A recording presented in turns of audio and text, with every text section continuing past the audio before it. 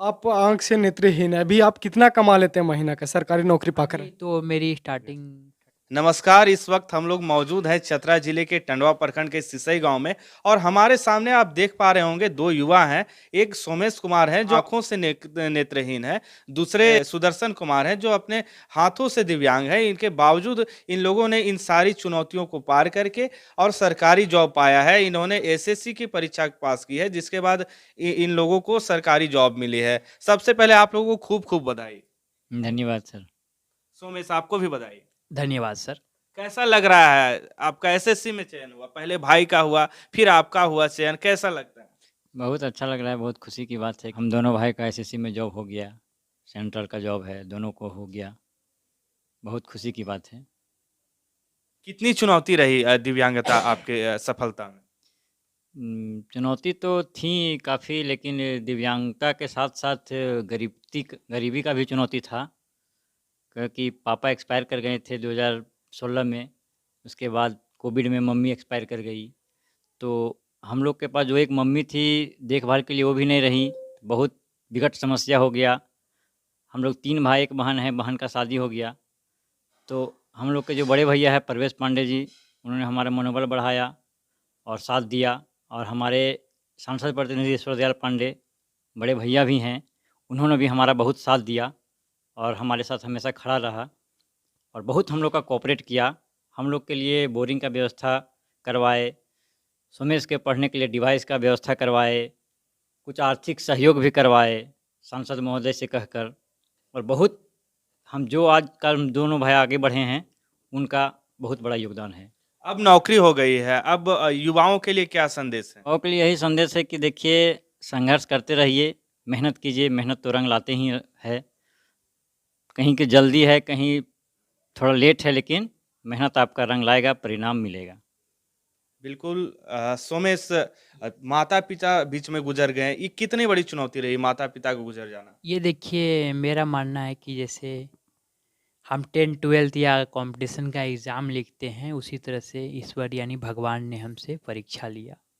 तो उसको मैंने सामना किए और सबसे बड़ा हमारे जो फैमिली, हमारे बड़े भैया और हमारे जो उनसे भी बड़े भैया ईश्वर भैया का सपोर्ट है, उनको मैं तहे दिल से धन्यवाद देना चाहता हूँ, तहे दिल से।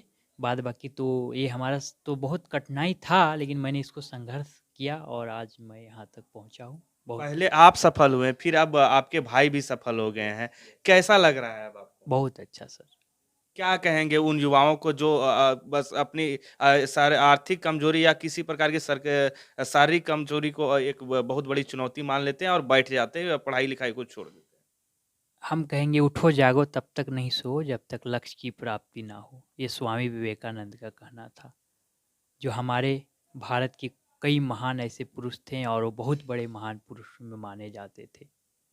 बिल्कुल, तो ये थे सोमेश जिन्होंने बताया कि आपकी अगर ये दृढ़ इच्छा शक्ति अगर आप में संघर्ष है, संकल्प आप लेते हैं कि हमें सफलता पानी है, तो आपकी दिव्यांगता या अन्य कोई शारीरिक कमजोरी आपके रास्ते का रोड़ा नहीं बन सकती है। और बीच में इनके माता-पिता भी गुज़र गए थे, उसके बाद इन्होंने सांसद प्रतिनिधि है, उन्होंने भी इनका काफ़ी सहयोग किया है। सबसे पहले आपको धन्यवाद, खूब धन्यवाद। धन्यवाद आप लोगों को भी। आप लोग अपना समय निकाल करके और इस खबर के लिए यहाँ पहुँचे, इसके लिए आप दोनों को, सभी लोगों को बहुत-बहुत धन्यवाद और बहुत-बहुत बधाई। आपने सहयोग किया, अब इनको सफलता मिल गई है। अब आप क्या कहेंगे? कैसा लग रहा है आपको? हमको तो प्राउड फील हो रहा है और प्राउड फील इसलिए हो रहा है कि मैं उस स्थिति को यहाँ देखता हूँ, जब एक वक़्त था कि सोमेश जो नेत्रहीन था और जो हाथ से इसका बड़ा भाई सुदर्शन दिव्यांग था। दोनों के लिए विडंबना यह थी कि दिव्यांगता तो थी, लेकिन पिताजी गुजर गए, असामयिक कोविड के समय माँ गुजर गई। अब घर में स्थिति यह हो गई कि इन लोग का देखभाल करने वाला कोई नहीं रहा। इन विषय को जब मेरे ध्यान में आया तो इन लोगों के लिए मैं अपने सामाजिक दायित्व का निर्वहन करते हुए और मानवता को ध्यान में रखते हुए इन लोगों की मदद के लिए आगे आया। और इन दोनों की मदद के लिए मैं, जो विषयगत स्थिति थी यहाँ पर कि हम लोग गांव में कुआं से पानी पीते हैं, विडंबना देखिए, जब माँ गुजर गई तो घर में इसका एक गिलास पानी देने वाला कोई नहीं रहा। इसका बड़ा भाई बाहर निकल जाता। घर में स्थिति यह थी कि सोमेश जो आंख से नेत्रहीन है वह कुआं पर जा नहीं सकता है, और कुआं से रस्सी बाल्टी से हम लोग पानी भरते हैं तो सुदर्शन कुआं से पानी भर नहीं सकता है। बताइए, पानी पीने की भी कितनी बड़ी विडंबना थी। इस विषय को मैंने माननीय सांसद महोदय के संज्ञान में दिया। उन्होंने त्वरित संज्ञान में लेते हुए इसे निर्देशित किया एनटीपीसी को, और एनटीपीसी को मैं धन्यवाद देना चाहता हूं, सांसद महोदय को, विधायक जी को भी मैंने कहा, और उन लोग को धन्यवाद देता हूं कि इसके कहने के बाद यहाँ पर तुरंत इन लोग के घर में पानी के लिए बोरिंग की व्यवस्था की गई।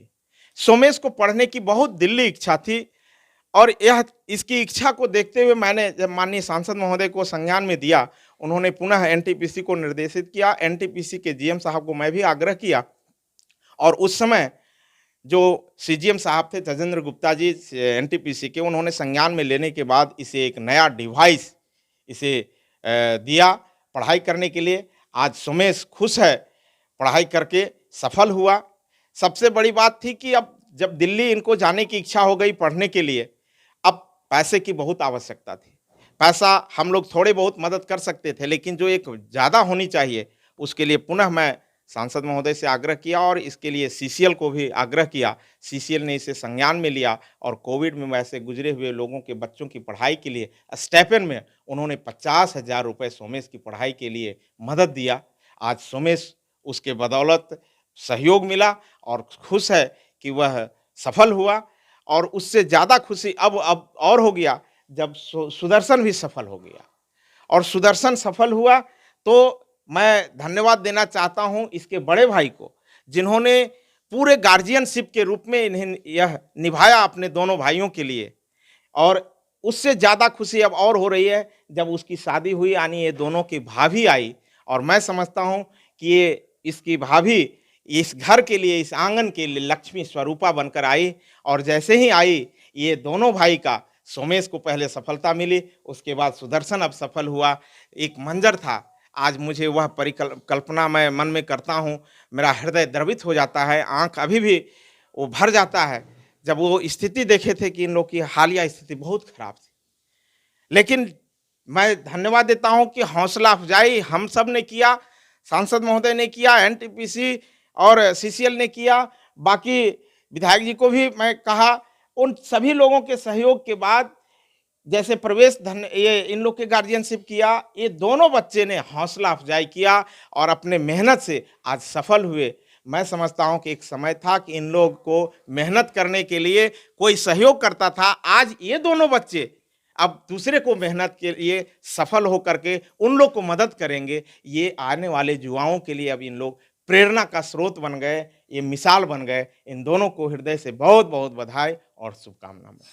तो ये थे सांसद प्रतिनिधि जिन्होंने बताया कि इनकी विषम परिस्थितियों ने किस तरीके से उन्होंने इनके भाई के साथ मिलकर इन दोनों भाइयों का साथ दिया। आप क्या कहेंगे? भाई अब दोनों सफल हो गए हैं। बहुत खुशी है सर। और पहले तो सोमेश का नौकरी हुआ और अब सुदर्शन का भी हो गया, तो बहुत खुशी है। बहुत ही विषम परिस्थिति था।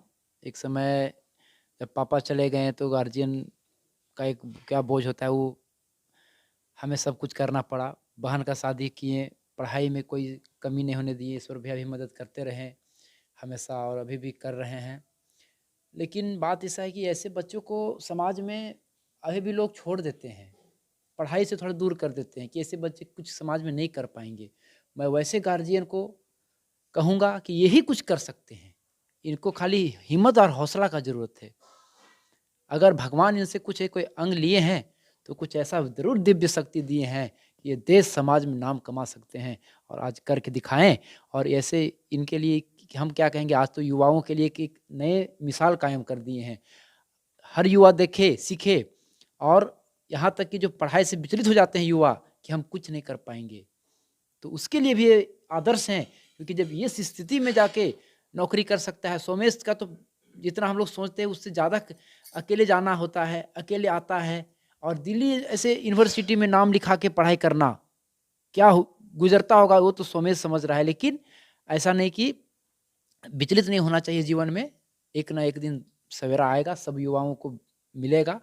मेहनत करना चाहिए और यही लोग दोनों से ही सीख मिलता है कि मेहनत कीजिए और ऐसे गार्जियन जो बच्चे को ऐसे बच्चे को नहीं पढ़ाते हैं, आप आगे आके इन लोगों को ऐसे बच्चों को पढ़ाइए। समाज में एक अच्छे मैसेज जाएगा कि ऐसे कुछ बच्चे ऐसे बच्चे भी कर रहे हैं। बिल्कुल, संघर्ष में ही सफलता है। आप क्या मानते हैं इन लोगों की सफलता अब इन लोगों को मिल गई, कैसा आपको लगता है? बहुत अच्छा लग रहा है, बहुत खुशी लग रहा है। कुछ दिन पहले सोमेश का हुआ था, उसके बाद 2-4 दिन पहले सुदर्शन का आया रिजल्ट। बहुत अच्छा लग रहा है, कहने के लिए तो कोई शब्द ही नहीं है। बहुत खुश हैं हम सब लोग। पहली बार इन लोगों से मिले थे तो कैसा लगा था आपको? ये दिव्यांग थे दोनों। थोड़ा तो मतलब सबको टेंशन होता है, मतलब घर में कोई गार्जियन नहीं थे, माँ पापा नहीं थे, तो थोड़ा लगा था, लेकिन फिर धीरे-धीरे सब संभल गया। सबसे पहले आपको कौन बताया कि आपका सरकारी नौकरी लग गया?